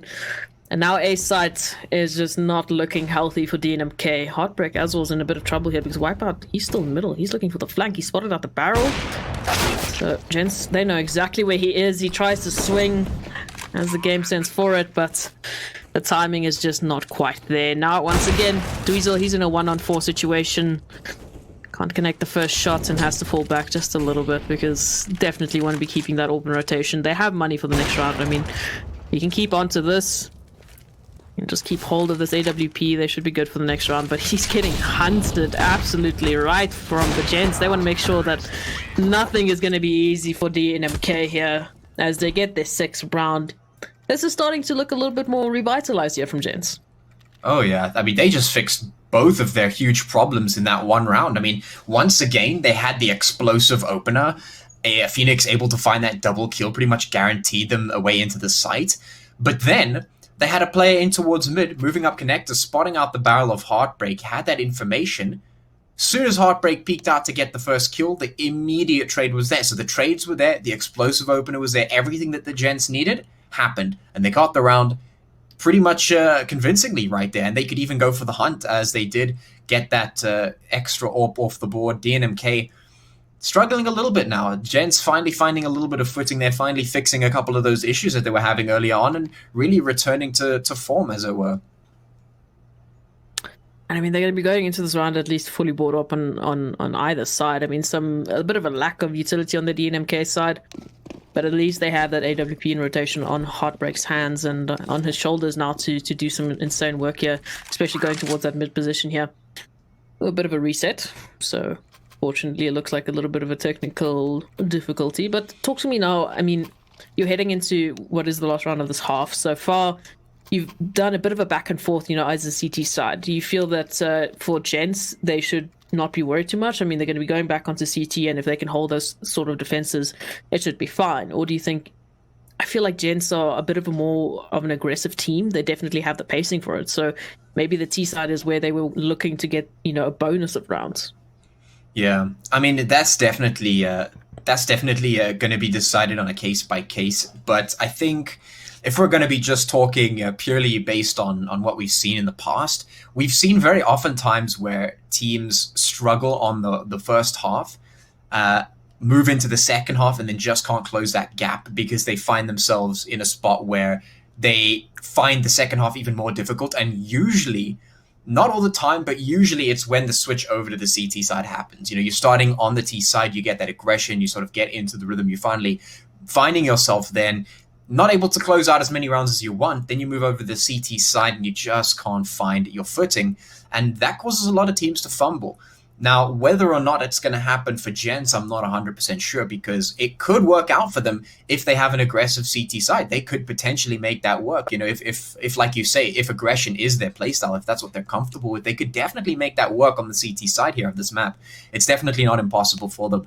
And I think that a lot of the time you can actually see that working out. I remember watching a game, I'm not sure when it was a while back, but there was a team that was playing on the CT side very, very explosively. They were just going for some crazy things, and the tempo was just insane. They were just finding absolutely everything, and even when they got punished for it, the unexpectedness of that constant tempo was what ultimately found them winning a couple of rounds for them. So, I mean, it can definitely work for the Gents if that's their style. But of course, I guess we'll have to wait and see. I mean, we're also going to have a look and see in this final match, or this final round of the half, if the Gents can actually make this an 8-7, because if they can do that, they're going to be in an amazing spot. I mean, especially considering DNMK started out so well with so many rounds, and the Gents have clawed back 6 already. Yeah, it was a bit of a back and forth. I mean, Gents ultimately, losing out that pistol round, then getting the conversion, then it's the back and forth once again, and then as soon as pistols come out on the side of DNMK, it just seems to swing to their side. I mean, it's crazy what they do with these hand cannons. But now, as you mentioned, I mean, I guess it's going to be a case-by-case basis, especially it's going to depend on what Gents have in store for DNMK on the side. But, I mean, it's just beautiful to see how, when we first saw DNMK, they looked a little bit shaky, and now, looking at it at this time and place, I mean, they've come up to just take on the big dogs, take them down a peg, and now they're looking to stay in this. So this is great to see that DNMK, they found their rhythm, they're staying in it, and they're sticking to it. So, I mean, from what we've seen, I think they definitely deserve to stay in Umzansi. It's just going to come down to, can they win this game tonight? And at the moment, as we do finally get back into the round, I do see an AWP-on-AWP battle potential here. Tuckbork and Heartbreak are going to be the two that we should be focusing on here. And it looks like, actually, that AWP heading towards a ramp, maybe for an early pick, and taking some pacing towards that A site. Diver and the man, they're also trying to get aggressive, so they're going to stop Djentlemen right in their tracks with some well-placed utility there, but still looking for a bit more. Can hear Phoenix Diver, he's right around the corner. In a bit of a dangerous position, he's going to be expecting it, but Phoenix is going to be winning out the battle, and doesn't get the second, but Tuckbork is there to get the trade. So, a 1-on-2 now in favor of Gents. They've gotten the 2 frags here. Nexus looking for 2 of his own, but he's only going to be good for 1 at least. Does some damage to Flexi. Looking at this 2-on-3 situation, bomb. It's still a T-spawn at the moment. Gents, they're just trying to take some control here. Yeah, Gents have really stepped it up in terms of their refragging. They're making it happen time and again, and now it's Heartbreak in a 1v3, and he's even getting tagged through the smoke. They know his positioning. They just have to find him. He's peeking over the smoke, but can he find 3? Spots out 1, but I'm sure he's been spotted as well. Now that information comes out for the Gents, and Re-smoke comes through, and this is looking less and less doable now. He's got to find 3 shots with his AWP, and they have to find their mark. Finds Crucial. That's 1. Can he find 2 more, though? Oh, he's getting close, but Flexy's got the one tap to finish it off. So this is great now for Gents. As we said, they get it to that 8-7 half. Looking at the swap, what they're going to be doing, how they're going to be setting up, I think this pistol round is really going to be a good indication of how this is going to swing, because it just seems like DNMK, once they get that momentum and they just take it forward round of the round, they're so good at stringing those rounds together, as we can see. I mean, they strung 6 together on the CT side. If they do something like that going into the second half, I think it's going to be very difficult for Gents to crawl back at. But as we said, it's going to be that first pistol round that's ultimately going to determine how is this going to swing. Yeah. Yeah, definitely. That first pistol round always shows you how the first half of the half is going to go. Definitely determines a whole lot of things. And, well, the next question that I'm looking to have answered here is, how does DNMK respond on the T side, and how does the Gents respond on the CT side? Because, I mean, the Gents, they really found their footing in that previous half when they started to look more clean in terms of getting those refrags, making sure they were not just giving away free kills. Because, I mean, that last round of the half, the Gents, they were perfectly in form right there. The aggression came through from DNMK towards the ramp on A immediately. Even though DNMK lost that initial battle, which was a lot of the problem, they came for the refrag, and the Gents, they were like, yeah, you can get the refrag, but we'll get the refrag. So we'll make sure we're just there to find every single kill. So they found the opener, the refrag came through, and then the other refrag from the Gents came through. So they were just looking really, really solid. You know, they really found themselves, towards the end of that half. The question is that going to translate now here on the CT side? Of course, playing for those trade kills can definitely work out for you. It can be a solid performance. And I mean, if they continue that, it could be difficult for DNMK. But of course, on the side of DNMK, if they find that aggressive style, or if they find that their ability to close things out with that T side to be stronger, then, I mean, they could definitely win this one still. But the fact that it's 8-7 means that this is anyone's game right now. And I mean, we've been seeing that with the rounds themselves as well. I mean, there was early conversions for either side. You know, as you've mentioned, round and round again. I mean, the trades are there, and it's a bit of a back and forth. So I'm sure for DNMK, they would have loved to just take this as a complete landslide. But we've seen time and time again, Djentlemen, they have a little bit of something special in them. I mean, it's a bit more of an aggressive style than I've seen across the other sides. But I mean, the experience in both teams with the players that they have really shows something special, especially in those clutch situations. And I think it's going to come down to really, as you mentioned, the responses here and what Djentlemen have in store for DNMK. I mean, we saw DNMK, the positioning, I mean, their stacks, they constantly had a bit of a backup going. They constantly had a bit of an interesting plan to just try and take the aggression straight to Gents early on, get the frags, and they were just falling back and once again really sort of sandwiching the Djentlemen. So, and I'm not sure if Gents have really that prepared, the same sort of thing prepared for DNMK, but as you mentioned, it might be once again a CT side aggression that DNMK weren't expecting. Unfortunately, a bit of a net issues coming through here, so just waiting for that last player to finally get the internet sorted. Unfortunately, that's a bit of a standard situation and standard issue coming through. And I mean, for you, Patchy, what has really been standing out on the side of DNMK? Well, for DNMK, they started things out really well in that first half. I mean, they were just looking really, really clean, and the Gents didn't have an answer. But as soon as the Gents started stepping up, it became a little bit more difficult. DNMK, they seem to be really good at finding some initial kills. They just have to be able to continue to support one another in a situation, because if it comes to what we were seeing at the end of the first half, then DNMK might just find themselves at a loss. Now, because they're on the T side, obviously they're going to have to be the aggressive ones.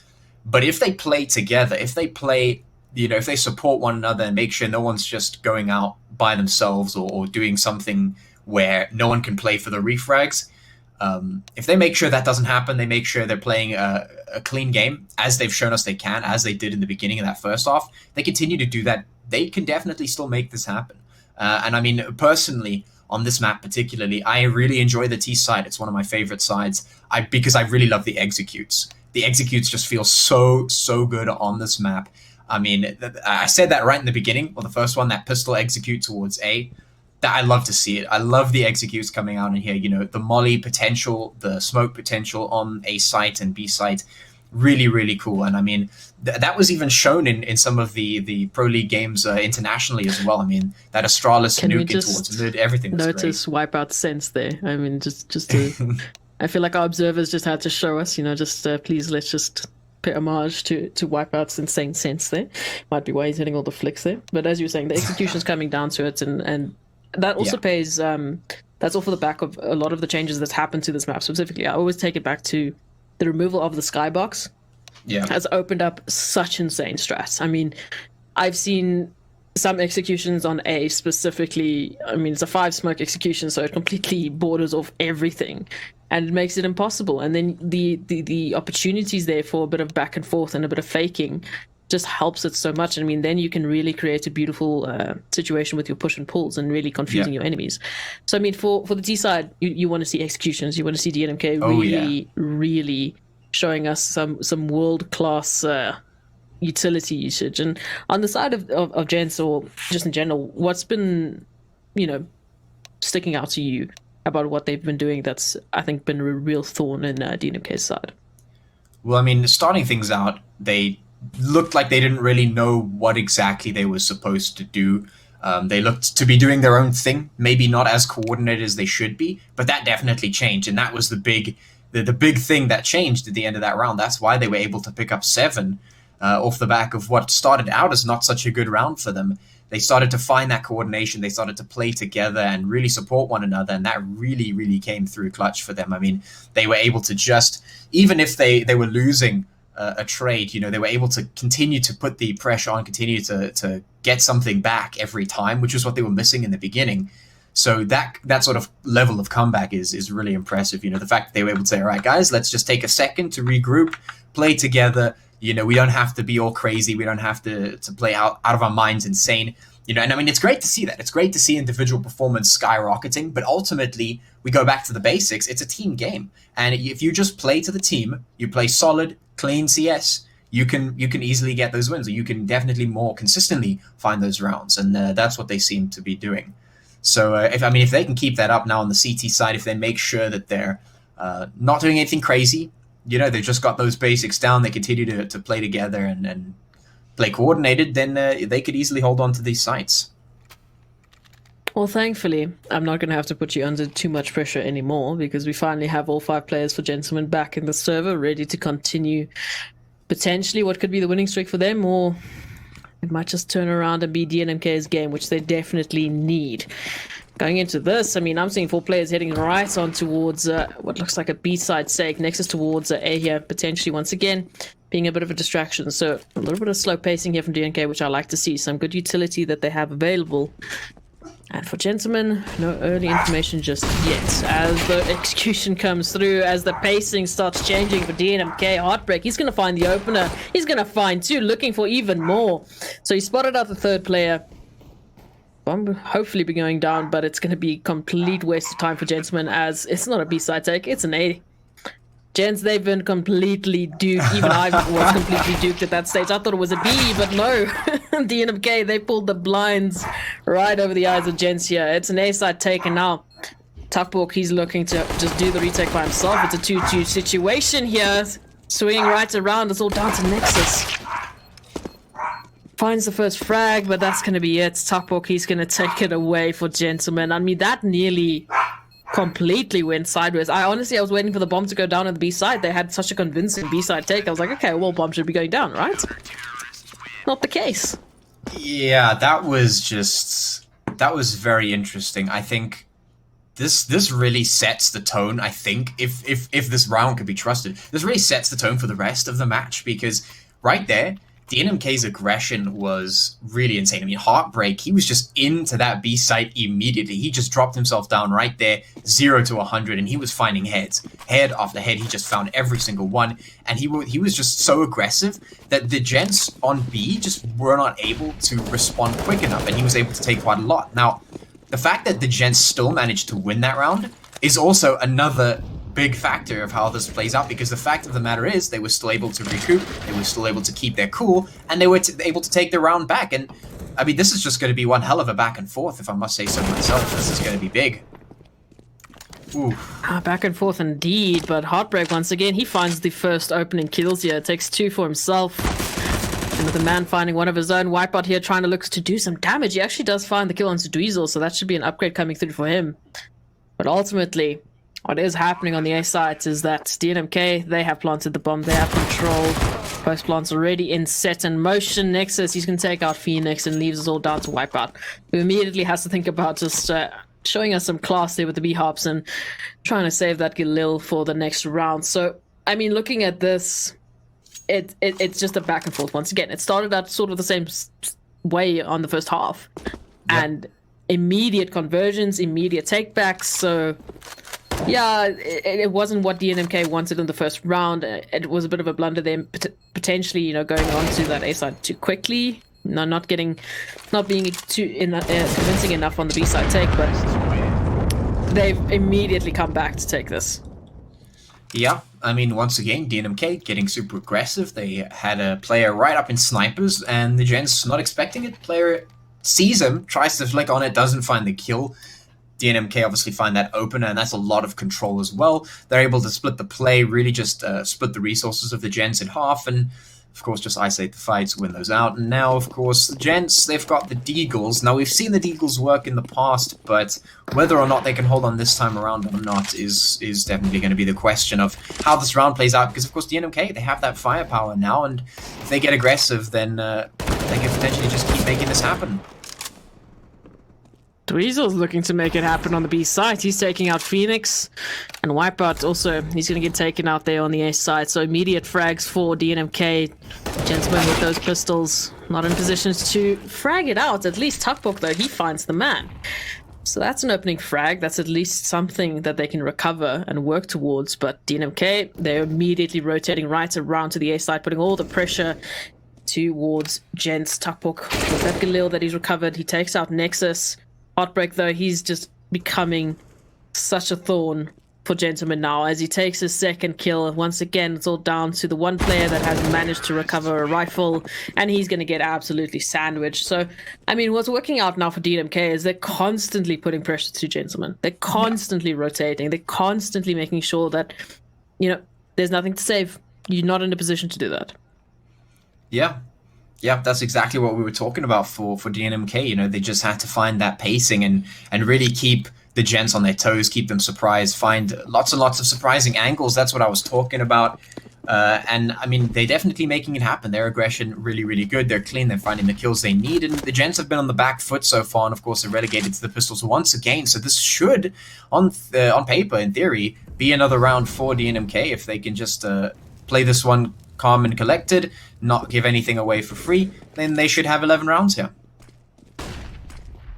At least that's what they would want to have, and starting it out, it looks like a B-side take is going to be happening right quickly. Crucial, though, on the flank, he finds Dweezil. So that's at least a bit of an opener, and now DNMK, they're just slowing it down, trying to find out where exactly are these pistols sitting to make sure that they don't lose anything additionally. It's all down now to Tuckbook and Wipeout with those steals.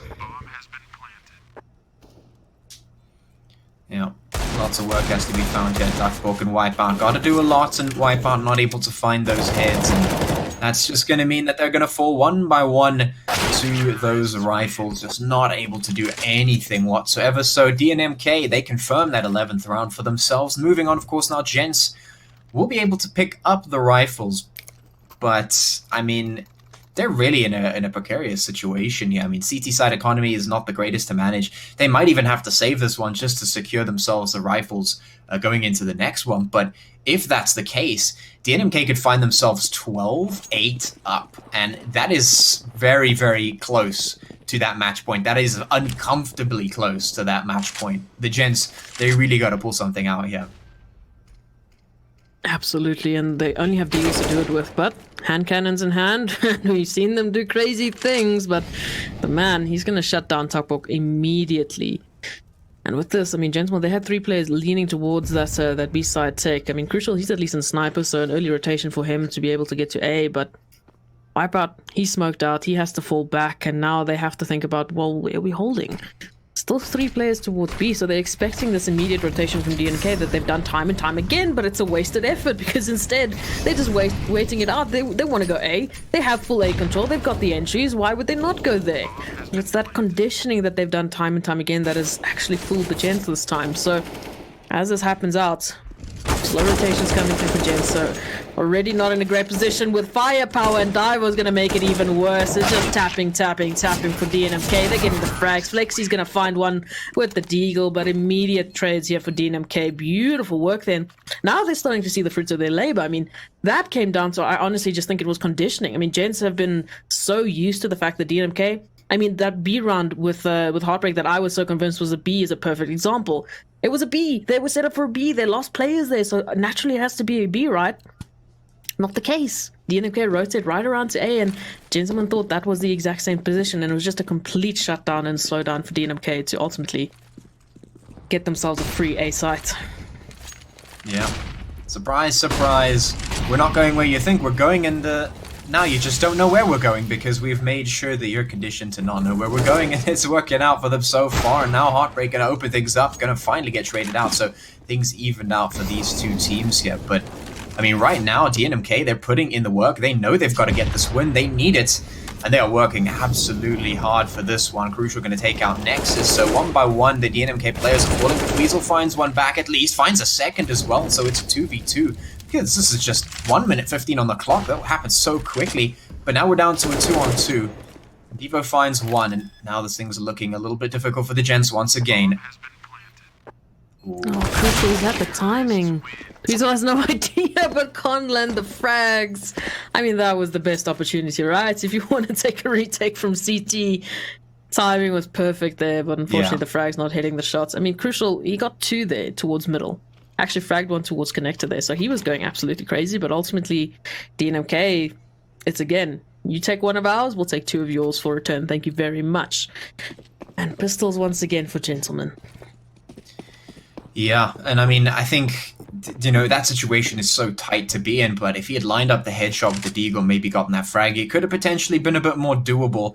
But I mean, making decisions in that situation is so difficult, it's so tight, it's so hard to make those calls. And Tuckbook trying to get aggressive in Palace, actually going to get taken down. Wipeout going to find the head of Heartbreak, gets a free upgrade to the AWP, but is it enough right now? He's just getting pressured from so many places. Everyone's peeking him, he can't find anything there. Now it's a 3v3, make that a 2v3 as Nexus finds one. Gents just losing players again and again, just not able to make that final distance. Crucial, the last one left alive, and I mean, losing this round is going to mean that DNMK are on that doorstep of match point, and that is not where you want to be. The AK's got to find so much work. It's a 1v3, spotted out one, not able to find the kill, and going for this now is basically going to be impossible. He's going to find one, but yeah, trade just comes through immediately. I think what it comes down to is just the synergy, you know, compared from DNMK's side to Djentlemen. I mean, Djentlemen, they were so split out. They were, once again, no trades, no trade potential even, because they were completely on opposite ends of the map on that retake, on the rotation. There was just no, I guess, buddying up really. There was no potential for Gents to hold crossfires, to get the trades, to do anything really. They were just getting picked off 1 by 1. And DNMK, on the other hand, I mean, they've got each other's backs. You're constantly seeing, you know, those pairings. You're constantly seeing trades happening for them. And even if trade isn't enough, they're getting the multi-frags. But now, look at this. This is a change completely for Djentlemen. As I'm singing DNMK's praises, Gents just show me that they have what it takes. Diver left now in a 1v5 situation almost immediately. Frag potential here for Gents is definitely not lacking. So Divo, his position has been known. Getting close up to Flexi, but Crucial's ultimately going to be the one to take him out of the picture. And I mean, that was a 1 kill across the board for the entire Gents team. Each player got a frag there to show me, okay, you were talking about synergy. Bam, there we go. The entire team gets an ace. So, I'm not going to forget my previous sentence. It's fine. I mean, yeah, the Gents, I mean, in the span of about a second, 4 of their players found 4 of DNMK's players, and then they just had to play for that trade to close it out. I mean, I mean, that's one way to do it, I guess. If you want to make it happen, that's definitely one way to make it happen. But I mean, they still have a lot of rounds to go. 9 to 14. They have to find so many rounds to even think about evening up with DNMK. It might just be too little too late. Sure, it was a great round, but they need to find more rounds like that if they want to make this happen. And can they do it is the question. Well, Oh, doesn't not the seem case like it. this time around. No, DNMK, they're just putting all the pressure there. I mean, Phoenix, he was completely flashed off with every possible angle. And if it wasn't a flash, it was a molly waiting for him. So now it's tough walk. Once again, in a 1v3 situation, I think Dweezil should have heard that gun drop there. So if he didn't now, he knows exactly where Tuckbox going. He does find the head there, so bit of an opener, but he still has to find 2 more. And they're holding a perfect crossfire to just wait for him to secure that match points. I mean, they were on the doorstep. Now they're just knocking. They're looking to open it up clean and crispy. So 15-9. And for Djentlemen now, at least the money is there for a buy-up. But as you said, it was one great round, but they have to do that all over again. And now they're just playing for a consolation prize. Yeah, they got to get 6 rounds in a row to tie this out. And I mean, right now, what I'm seeing is that the Djentlemen have really, really good potential in terms of their individual performances. Really, they do. Every single time we see that they can manage themselves. But the problem is, DNMK, much cleaner in terms of the team play that they've got going. That teamwork, that synergy that they have, just seems to be a little bit more polished than the Gents. You see, this is what I was trying to say, and then Jens went and got a team ace, so at least for your sake this time it doesn't look like that's what's happening, because so far 2 players already dropped. DNMK, at least there's a response from Flexi, but still, they've got so much map control. DNMK, they can just walk on to be completely uncontested. And it's all down to Wipeout and Tuckbox. And Tuckbox all the way on the A side. Yeah, I mean, he's just been mollied out of the positions. They know exactly what they're doing. They make sure the utility is covering them to do it. Wipeout looking for a kill, but not going to find anything. Tuckbox and Wipeout need to find so many, and Tuckbox is going to be the first to fall. Wipeout finds 1, but can't find any more. He's just getting triple peaked. Not going to be enough. DNMK, close it out. Quite convincingly, actually. I mean, as soon as that second half hits, they just look like a completely different team. It was so close in that first half, and DNMK, they showed us they have what it takes to stay in. So, I mean, for them, I think that should be, they're safe from relegation. So, looking at it now, we're going to have to wait to see what the leaderboards have in store for us. But I think that was just beautiful performance there from DNMK. Yeah, absolutely. I mean, it was a great performance from both sides, but DNMK really did need to put the work in, and that's exactly what they've done. They've put the work in. They're saving themselves from relegation. Absolutely amazing performance. But with that being said and done, let's head back over to the desk to see what they've got to say about this insane match.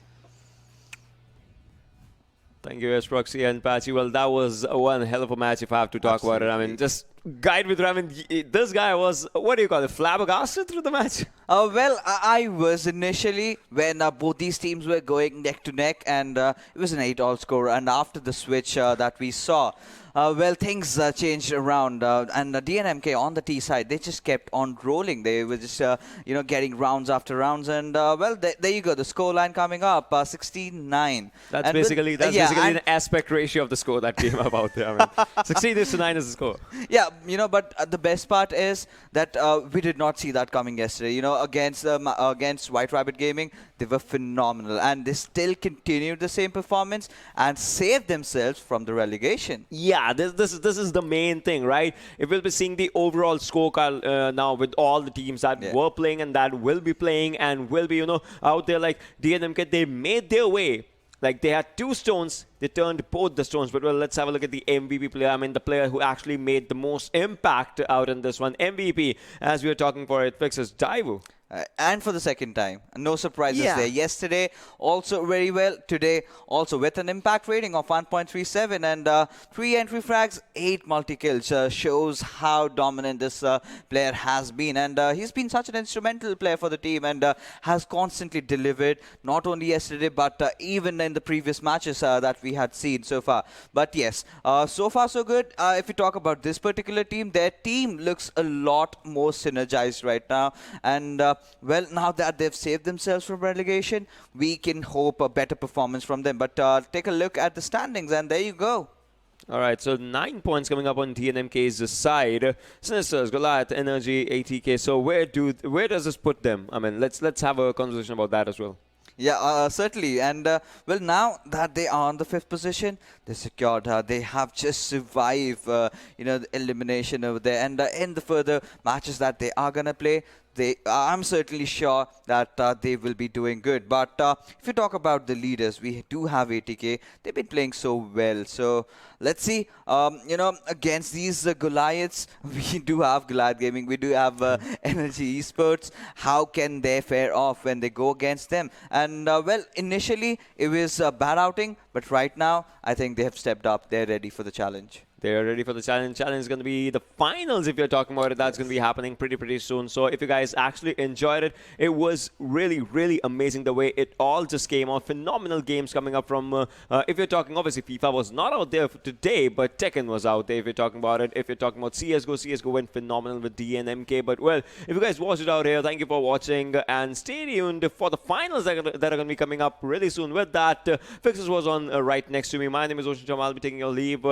Stay safe, stay indoors, stay awesome. Good morning, good afternoon, good evening, and good night, and good games.